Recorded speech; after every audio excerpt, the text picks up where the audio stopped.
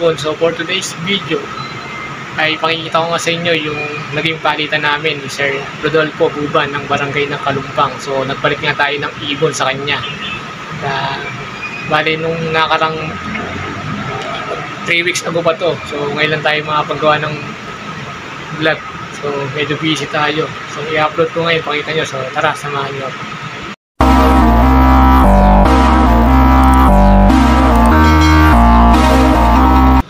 So ito na nga kaibon, yung ating ipapalit kay Sir Rodolfo. So nilagay na natin muna sa cage niya. So ang ID nga pala nito ay isang Parblo Pale Split Opa. So materyales sa panggawa ng project Opa Pale. So ayan yung ating pamalit. So andito nga tayo mga kaibon sa aviary ni Sir Rodolfo. So pakita ko lang sa inyo yung mga alaga ng ibon dito. So, ito, yung mga alaga niya rito, mga opaline. Dito side na to is project na pale. Meron din siya rito mga lutino at yellow bulls. Alam ko mga post split pale daw ito na rito. Ayan, isang yellow bulls. Yung isa pala, isang green pastel. Ito naman yung kanyang project na dilute. So ayan guys, mga split sa ino.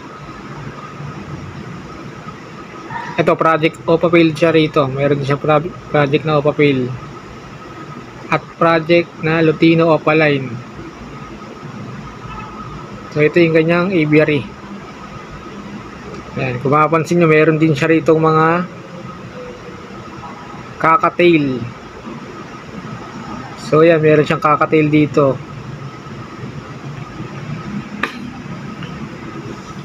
Ayan, white face lutino, tapos albino. Dito naman sa side na to ay pearl.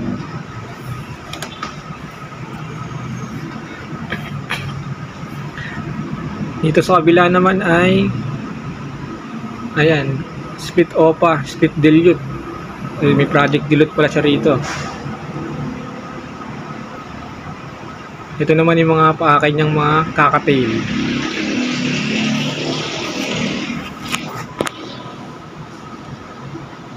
Ayan, mga lutino na kakatail. So, ganda talaga na lutino.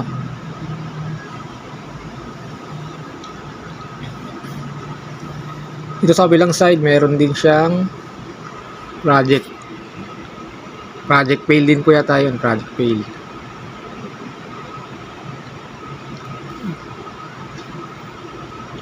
Ito naman, Alps 1.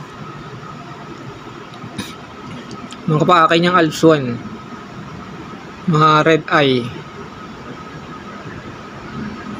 So bali nga pala mga kaibon, so sabi nga sa akin ni Sir Rodolfo ay hindi pa siya nakapagpalabas ng visual na pale. So kaya dinala natin siya ng isang materyales na pwede niya magamit para makapagpalabas sa pang-project niya na Opa Pale. So ito, meron siyang mga pinches dito, society pinches. So ayan, society pinches. So ayan, hindi tayo masyadong ano sa ganito, pero alam ko society pinches tawag dito.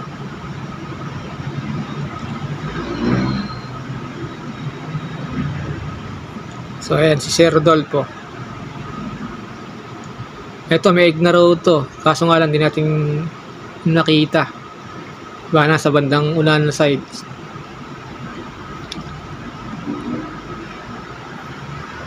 So ito yung mga kakatail. Ayan. So ito yung buong aviary ni Sir Rodolfo Buban. Ang mga alaga niya rito, Alps 2, Alps 1, saka kakatail. So ito na nga mga kaibon, yung ating napalit kay Sir Rodolfo. Isang Parblo Opa, possible split ino, at isang albino, split Opa, ipkak. So isang magandang materyales na naman to sa pangdagdag sa ating ibunan. So medyo pagugulangin na lang natin at para magamit natin. So hanggang dito na lang muna guys.